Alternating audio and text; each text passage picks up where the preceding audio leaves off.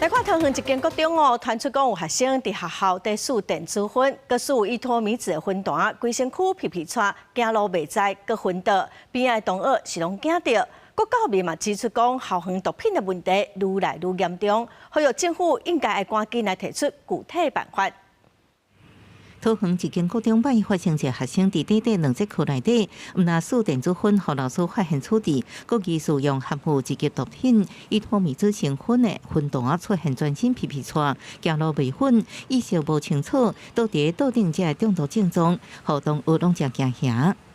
事发的时间为早上第1、2节课，不少同学因为亲眼目击了该生吸食毒品过后的反应而吓哭。我们也要求教育局导入心理辅导资源入校。教育局表示，已经请学校针对看到学生启动心理辅导，也做明处理流程。7月早起，学校马上通报教育局甲少年队，中昼学生由家长带回去，伫厝进行1礼拜教育辅导。且到伫家长的同意之下，带女同学到学校接受少年队的询问，各使用喙瘾快胎检出毒品的反应。